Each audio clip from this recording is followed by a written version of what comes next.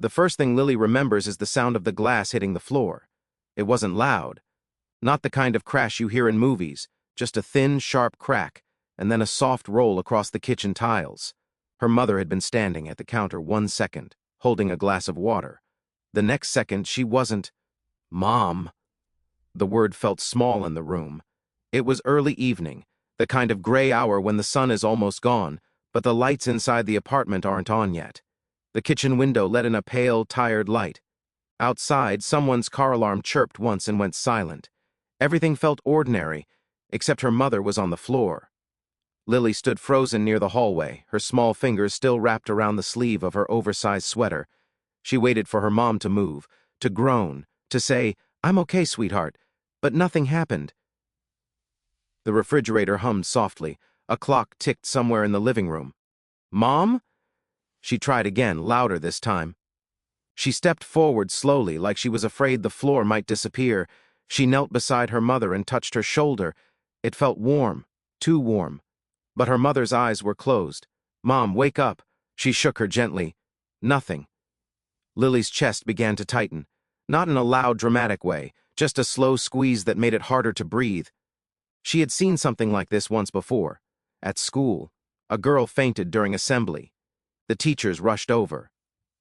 Someone said, "Call 911. Call 911. That was what you did when something bad happened. Lily stood up so quickly she almost slipped on the broken glass. She didn't notice the sting in her bare foot. She ran into the living room and grabbed her mother's phone from the coffee table. Her hands were shaking, but she tried to be brave about it. She knew the number. 911. She pressed the screen carefully. The phone rang. It rang longer than she expected. Her throat felt dry. She glanced toward the kitchen. Her mother still hadn't moved. Finally, someone answered. "Hello." It wasn't what she expected. It wasn't a calm woman's voice saying, "Emergency services." It was a man, deep voice, quiet, confused. "Hello," he repeated. Lily blinked. I need help," she said quickly. Her voice cracked halfway through. There was a pause. "Sweetheart, who is this? I called 911. Another pause, slightly longer this time. "You didn't," the man said gently. "You dialed a different number." Lily stared at the screen. Her fingers felt numb. I did." "It's okay," the man said. His voice changed. It softened. "What's going on?" "My mom fell," Lily whispered. The words came out smaller than she meant them to. "She won't wake up." There was no dramatic reaction on the other end. No panic. Just a quiet shift in breathing. "Okay," the man said slowly. "Listen to me. Is she breathing?" Lily turned her head toward the kitchen. She ran back, holding the phone tight against her ear. "I don't know. Kneel next to her," he said. "Put your hand on her chest." She did. "It's moving," she said after a second. "A little. That's good," he replied calmly. "That's very good." His voice didn't sound like someone who worked at an emergency center. It didn't have that sharp, trained tone. It sounded personal, like he was sitting somewhere quiet, like he wasn't used to getting calls like this. "What's your name?" he asked. "Lily." "Okay, Lily. My name is Daniel. I'm going to stay on the phone with you." She swallowed hard. "You will?" "Yes." The apartment felt too big suddenly, too quiet. "Do you know your address?" he asked. She did. Her mom made her memorize it just in case. Lily told him, stumbling over one of the numbers. He didn't correct her sharply. He just repeated it back softly to make sure. "Good job," he said. The words made her chest hurt in a strange way.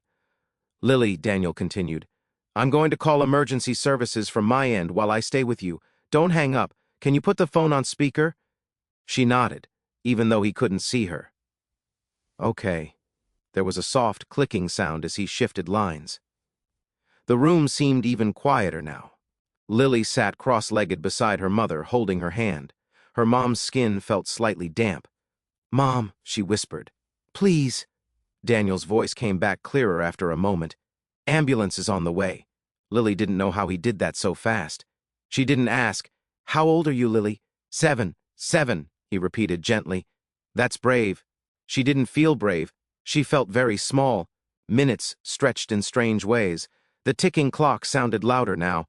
Somewhere outside, a dog barked twice. "Daniel?" she asked quietly. I'm here. Are you a police officer? A faint pause. No, he said.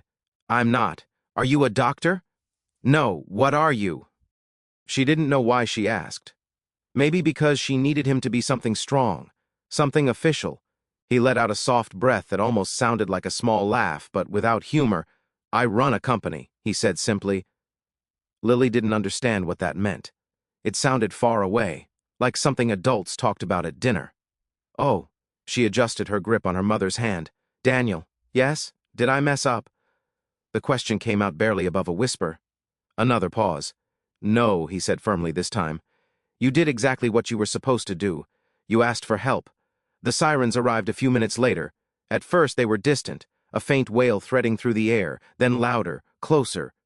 Lily felt her body go stiff with both relief and fear. I hear them, she said. That's good, Daniel replied. You're doing great. There was pounding on the apartment door. Emergency. Lily ran to open it. Two paramedics rushed in with equipment, their movements quick but controlled. They knelt beside her mother, speaking in short, efficient sentences to each other. Lily stood back, holding the phone again.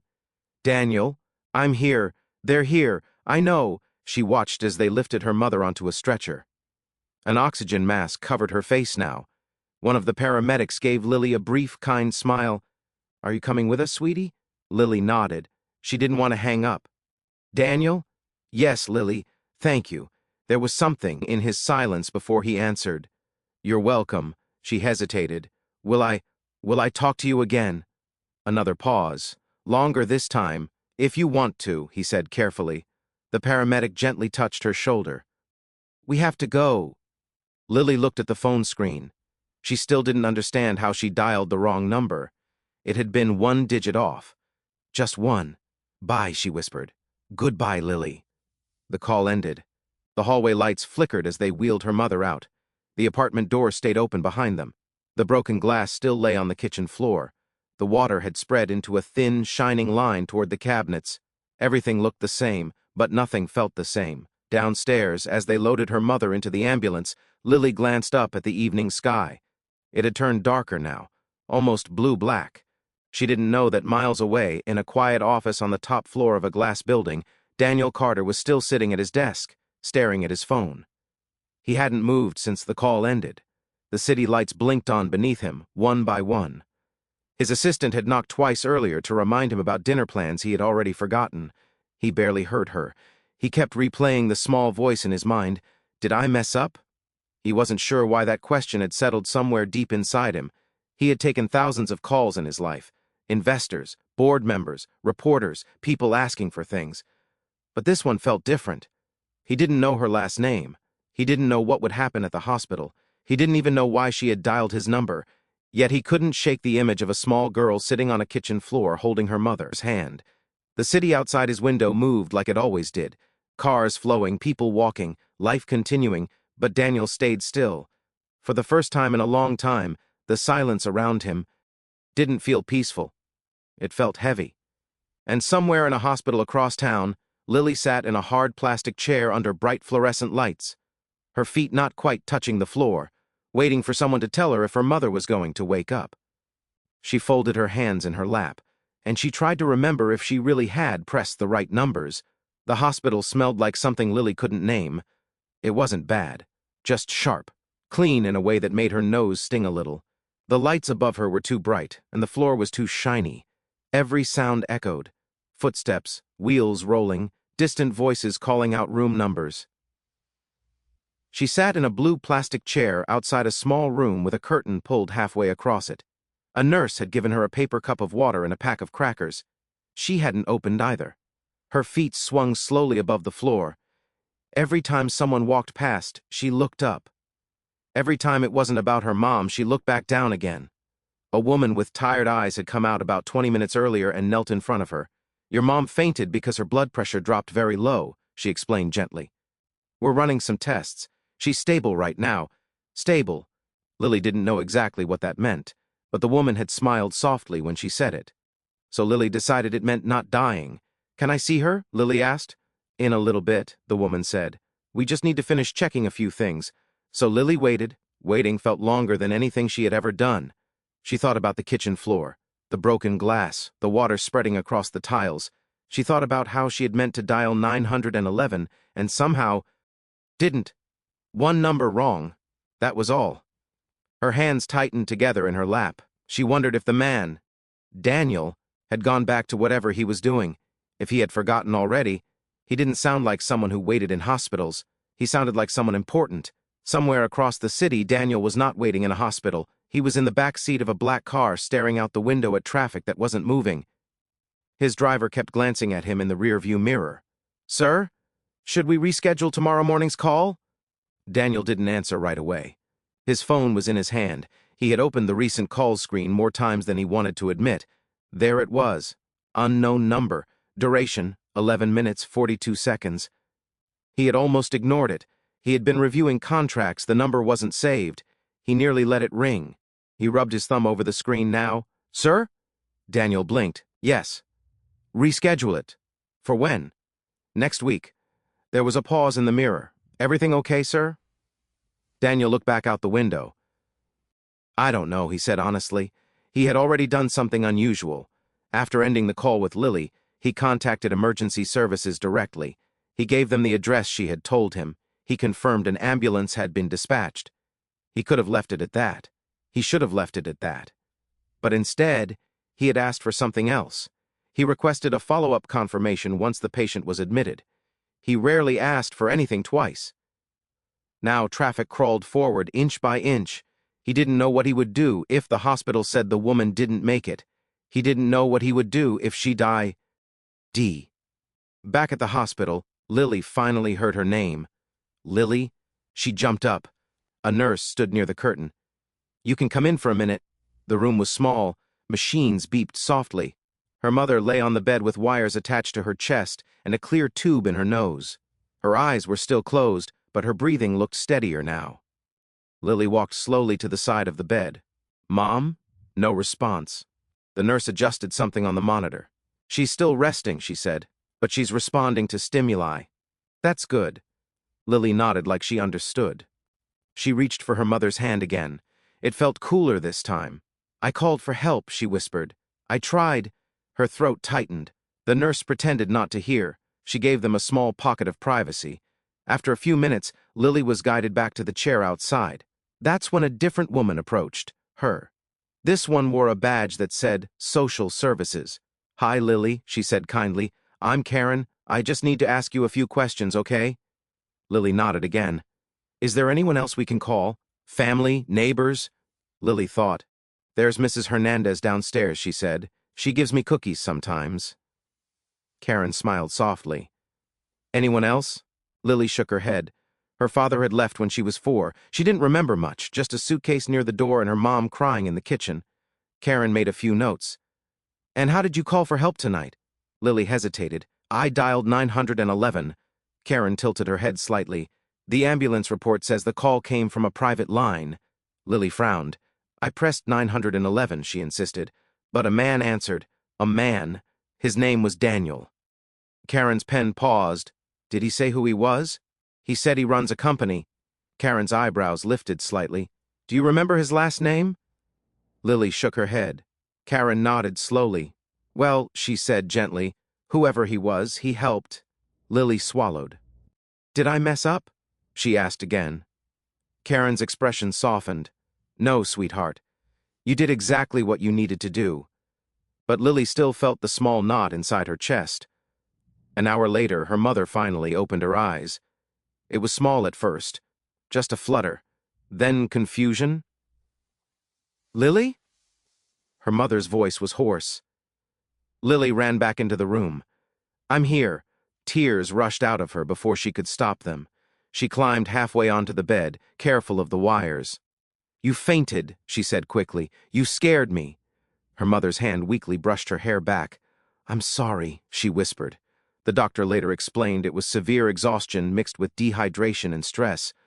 Her mother had been working double shifts at the diner for weeks. She hadn't been sleeping well. Nothing life-threatening, the doctor said.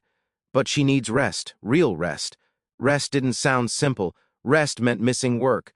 Missing work meant missing money. Even Lily understood that part. The next afternoon, Daniel finally received the call he had been waiting for. Mr. Carter, this is Mercy General returning your inquiry. He stood by the window in his office. Yes, the patient was admitted and treated. She's stable and conscious. He let out a breath he didn't realize he'd been holding. Thank you. He could have ended it there. He should have. Instead, he asked one more question. The child? She stayed. Why? Their mother overnight. They're both still here. Daniel closed his eyes briefly. Thank you, he said again. When the call ended, he remained standing by the window. His assistant stepped in quietly. Sir, the board is asking about the expansion vote. He didn't turn around. Push it to Friday. There was a pause. That's the third delay this month. I'm aware. Silence lingered. Sir, may I ask if this is about the call yesterday? Daniel finally turned. You heard. The receptionist mentioned you sounded different. Different. He almost smiled. I was, he said. That evening, Lily sat beside her mother's hospital bed while her mom slowly sipped water. We'll be okay, her mother said softly. Lily nodded, but she could see the worry behind her mother's eyes. Medical bills, missed shifts, rent. Lily didn't fully understand numbers, but she understood the way her mom's shoulders looked heavier. Mom? Yes, baby? When you fainted, I called someone. Her mother looked confused. You called 911? I tried, Lily said, but I called a man named Daniel instead. Her mother blinked. A man? He stayed on the phone, Lily explained quickly. He helped. Her mother's fingers tightened slightly around hers. Well, she said after a moment, then I guess we owe Daniel a thank you. Lily nodded, but she didn't know how to find him. And across the city, Daniel sat alone at his long dining table that could seat 12 people. There was only one plate. He stared at his phone again. He had access to nearly any information he wanted, any file, any contact. Finding one little girl in a city this size wouldn't be difficult for him. That W wasn't the problem. The problem was something else. He wasn't sure why he wanted to. He told himself it was simple human concern. But deep down it felt like something had shifted. Something quiet. Something he hadn't felt in years. And for the first time in a long time, Daniel Carter didn't feel like going back to work. Lily and her mother were discharged 2 days later. The doctor gave careful instructions, more water, more rest, fewer double shifts, a follow-up appointment in a week. Lily listened closely, even though most of it was meant for adults. Her mother, Sarah, nodded politely at everything, but Lily could see the worry sitting behind her eyes. It wasn't dramatic. It was quiet, the kind of worry that didn't cry out loud, the kind that counted dollars in its head. On the ride home in Mrs. Hernandez's car, Sarah leaned back against the seat, pale but steady. I'm sorry you had to see that, she said softly. Lily shook her head. I wasn't scared. It wasn't exactly true. Sarah gave her a small look. You don't have to be brave all the time. Lily stared out the window. The apartment looked the same when they returned. The broken glass had been cleaned by a neighbor.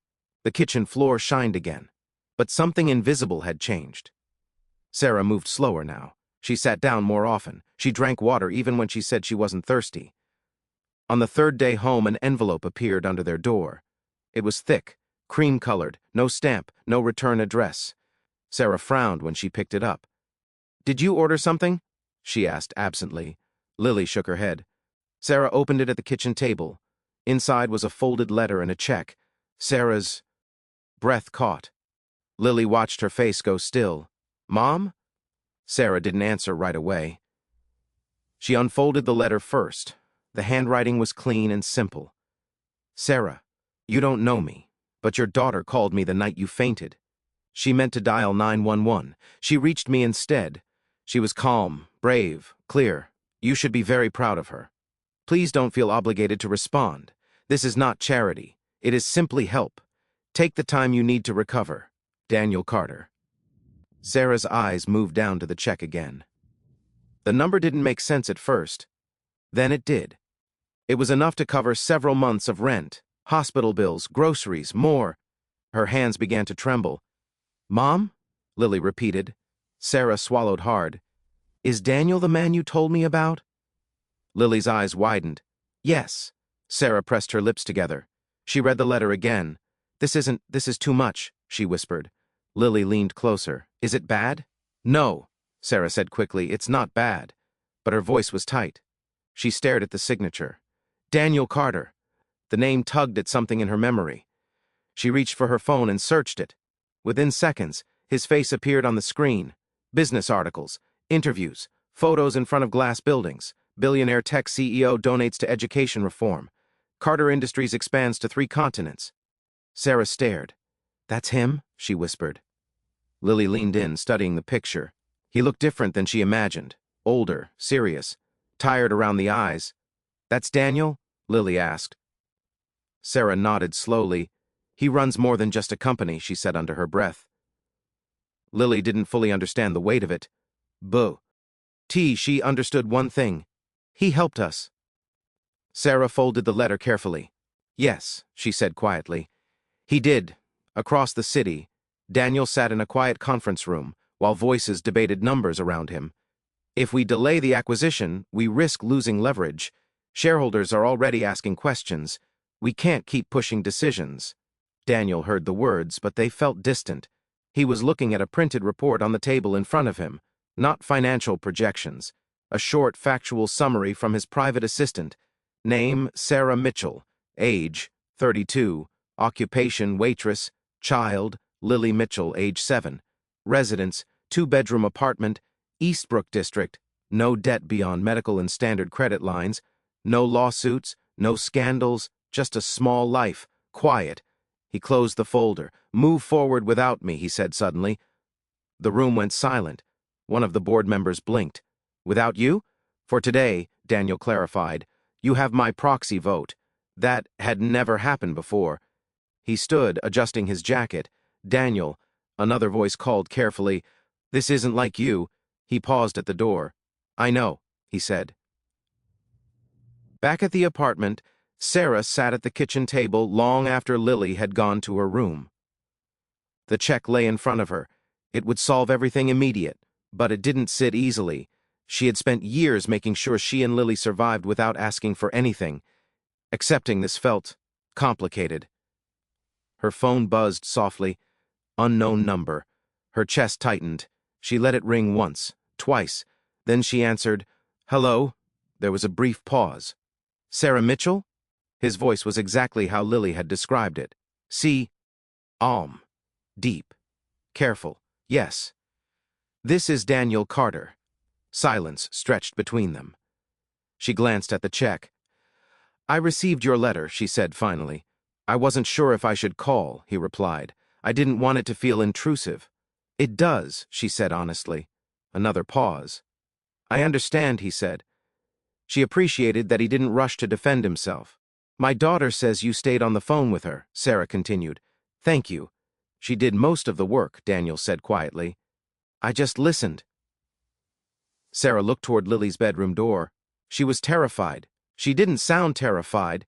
That made Sarah's throat tighten. She tries to be strong, she said. I know, he replied softly. The silence that followed wasn't uncomfortable, just heavy with things unsaid. I can't accept this, Sarah said at last, touching the check. You can, Daniel said gently. And you should. You don't even know us. I know enough. She let out a small, tired breath. Why? It wasn't accusing, just honest. On the other end of the city, Daniel looked out at the skyline again. I didn't have anyone when I was her age, he said after a moment. No one who picked up the phone. Sarah absorbed that. You don't owe us for that, she said quietly. No, he agreed. I don't. Another pause. But sometimes, he added, helping someone else feels like repairing something you can't go back and fix. His voice didn't break, but it shifted. Sarah leaned back in her chair. She wasn't too used to wealthy men speaking plainly. I don't want to feel like a project, she said. You're not, he answered immediately. The quickness in his voice surprised even him. You're a mother who worked herself into the ground, he continued, calmer now. And a 7-year-old who did exactly the right thing. Sarah closed her eyes briefly. You'd do this for anyone? She asked. Another honest pause. No, he said. She almost smiled at that. That's what worries me. Days passed. Sarah deposited the check. Though her hands trembled slightly when she signed the back, life didn't suddenly become magical. The apartment was still small, the bills still arrived, but the panic eased. For the first time in months, Sarah slept through the night. Lily noticed. One afternoon, as Sarah rested on the couch, there was a knock at the door. Not loud, not urgent, just steady. Sarah looked at Lily. "Were you expecting someone?" Lily shook her head. Sarah walked carefully to the door and opened it. Daniel Carter stood on the other side. Not in a suit, no security detail in sight. Just dark jeans, a simple coat, and that same serious face from the articles. For a moment, none of them spoke. Lily's eyes widened. "Daniel?" she whispered. He offered a small, almost unsure smile. "Hi, Lily." Sarah's grip tightened slightly on the door. "You came here," she said, not accusing, just stating a fact. "Yes," he replied. "I hope that's okay." The hallway was quiet behind him. No cameras, no reporters, just him. Lily stepped forward before her mother could respond. "You were real," she said softly. Daniel's smile deepened, just a little. "Yes," he said, "I am." Sarah studied him carefully. He didn't look powerful here. He looked human, tired, a little uncertain. She opened the door wider. "Come in," she said. "And none of them, why?" E.T. understood how much that simple decision would change everything. Daniel stepped inside carefully, like he was entering someone else's memory. The apartment was smaller than he imagined, but warm in a way his own place never felt. The air carried the faint smell of coffee and laundry detergent. A small lamp glowed in the corner of the living room. The couch had a knitted blanket folded over one arm. "Sorry about the mess," Sarah said automatically. "There wasn't a mess, just real life." "It's perfect," Daniel replied. Lily stood a few feet away, studying him with open curiosity. She wasn't afraid of him. That surprised him the most.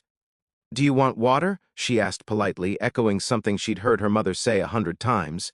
Daniel almost laughed, but gently. "I'd love some." Sarah raised an eyebrow at him, but didn't interrupt. Lily disappeared into the kitchen and returned, carefully holding a glass with both hands. Daniel accepted it like it was something fragile and important. "Thank you," he said.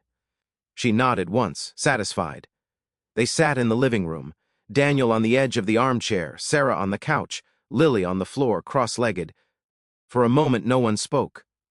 "I didn't come to disrupt your life," Daniel began slowly. "I just wanted to see that you were okay." "We are," Sarah replied. "Not defensive, just steady, and I wanted to apologize," he added. Sarah frowned slightly. "For what?" "For showing up unannounced." There was something almost unfamiliar in his tone. He wasn't used to explaining himself.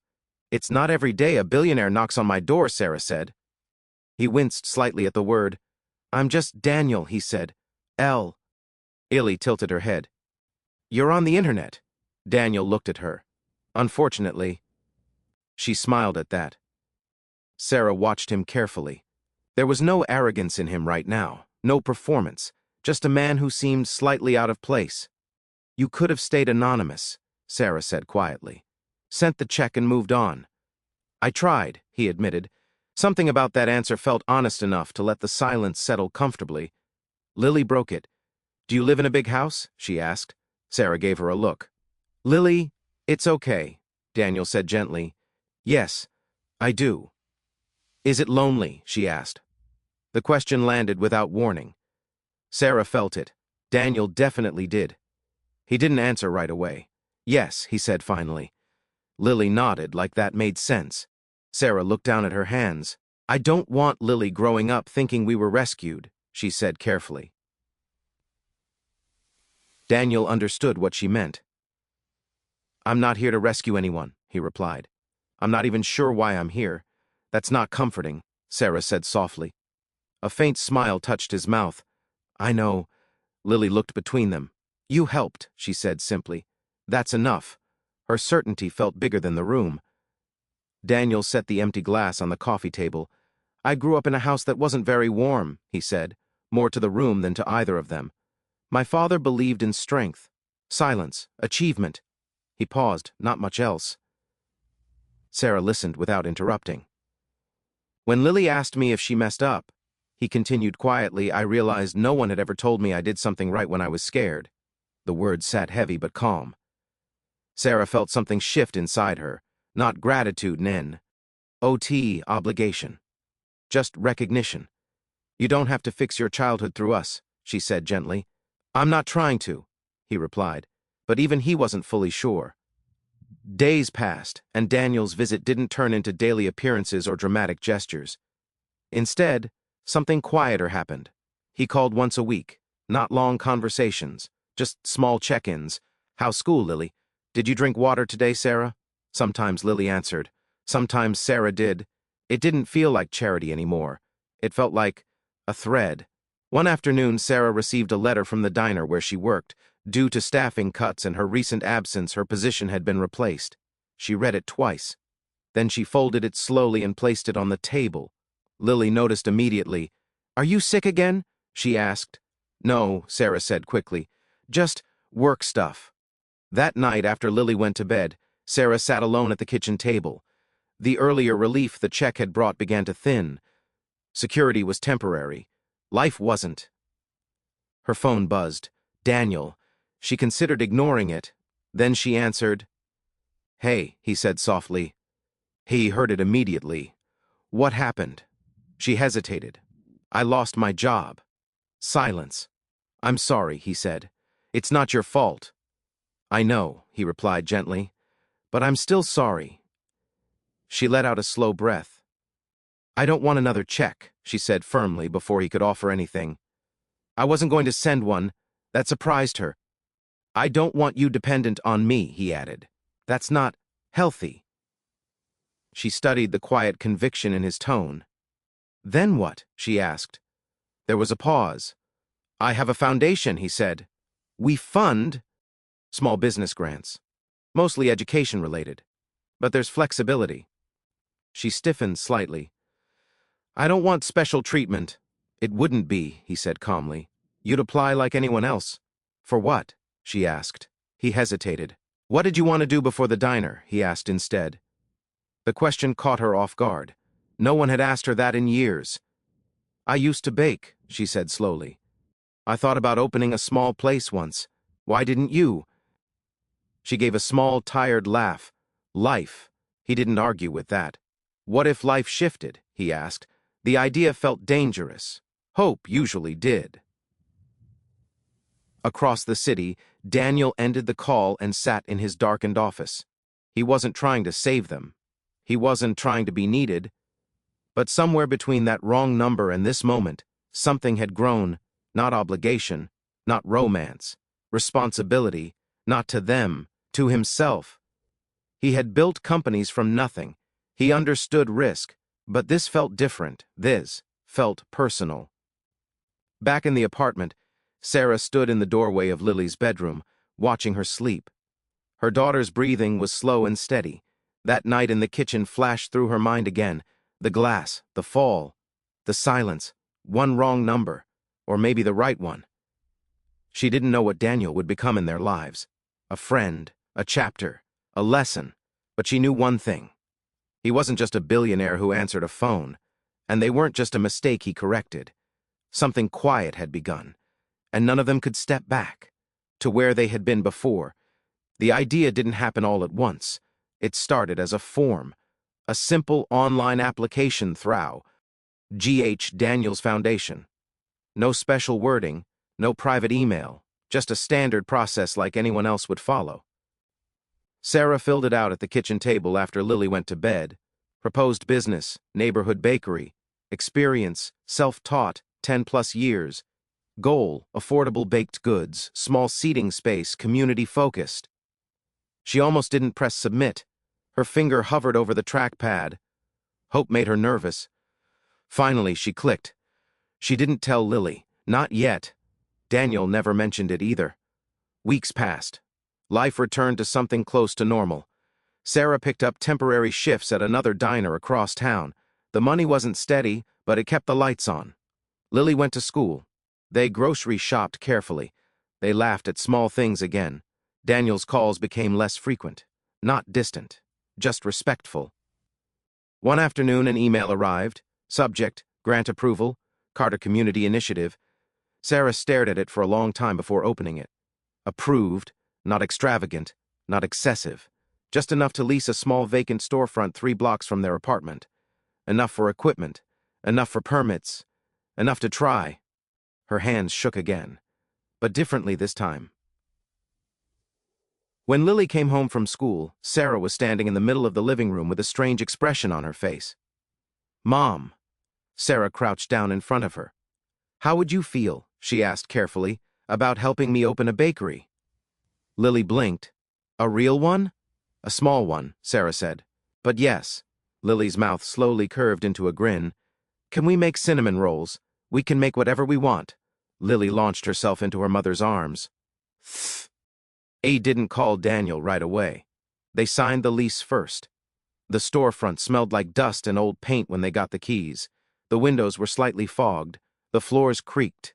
But sunlight poured through the front glass in the mornings. Sarah stood in the empty space and tried to imagine it. A small counter here, tables there, a chalkboard menu. Lily ran across the open floor, her laughter echoing. "This is ours?" she asked. Sarah nodded. "Yes," she said softly. "It is." Renovations took time, sweat, careful budgeting. Daniel stopped by once during the process. No cameras, no press. He wore a simple sweater and carried a small toolbox. "You know how to use that?" Sarah asked, surprised. He gave a small shrug. "Not really, but I can learn." They painted walls together, installed shelves, argued mildly over the shade of blue for the front door. Lily supervised everything from a folding chair with a juice box. Daniel never acted like it was his project. He followed Sarah's lead. He asked questions instead of giving instructions. The opening day arrived quietly. No grand banners, no corporate logos, just a hand-painted sign in the window, "Mitchell's, fresh bread." Warm coffee, community. Sarah's hands trembled as she unlocked the door that first morning. Lily stood beside her, practically vibrating with excitement. Daniel waited across the street, leaning casually against a parked car. He didn't want to take the moment from them, but Sarah spotted him anyway. She gave him a small nod. He crossed over slowly. "You don't have to stay," she said gently. "I know." He replied. The first customer was Mrs. Hernandez, then a teacher from Lily's school, then a couple walking their dog. The scent of fresh bread filled the space, warm, real. Lily worked the napkin dispenser like it was a major responsibility.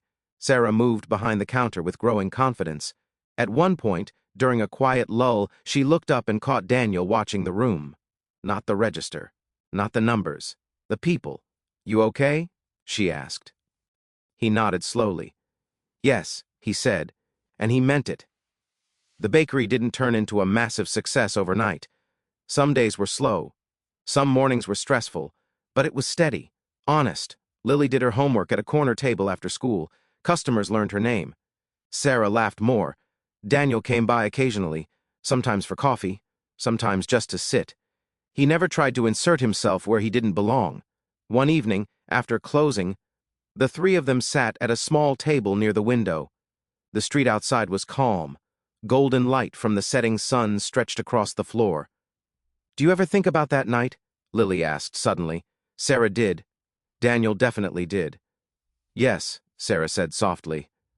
Lily looked at Daniel. "I'm glad I messed up," she said. He shook his head gently. "You didn't," he replied. She smiled. "I know." Sarah reached across the table and squeezed her daughter's hand.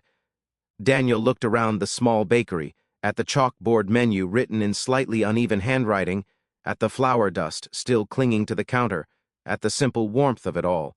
He had built towers of glass and steel, but this felt different. Real in a way numbers never were. "I didn't to change your life," he said quietly. Sarah met his eyes. "No," she agreed. "You just answered the phone." The words settled between them. Simple. True. Outside, a few lights flickered on as evening arrived. Inside, the air still carried the scent of cinnamon and bread. Daniel stood to leave. At the door, Lily ran up and hugged him quickly. Not dramatic, just certain. "Bye, Daniel." He hesitated for half a second before hugging her back. "Bye, Lily." He stepped out into the cool air. Through the window, he could see them turning off lights together, laughing about something small. He didn't feel like a hero. He didn't feel like a savior. He felt included, and that was enough. For years, Daniel Carter had believed power meant control. That night, Walking down the quiet street, he realized something else. Sometimes power is just answering when someone calls, and sometimes the wrong number becomes the right beginning. Final ending reflection. If you stayed this long, you already understand something important. The night Lily pressed the wrong number, nothing magical happened. No fireworks, no dramatic speeches. Just a small voice asking for help, and a man who could have ignored it, choosing not to. Lives don't always change through grand gestures. Sometimes they shift through quiet decisions. A phone call answered. A door opened. A chance taken. Mitchell's Bakery never made headlines. Daniel never told the story in interviews.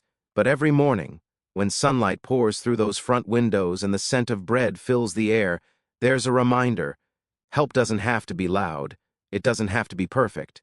It just has to show you P. And somewhere in the city, a 7-year-old girl grows up knowing one simple truth. She didn't mess up. She did exactly what she was supposed to do.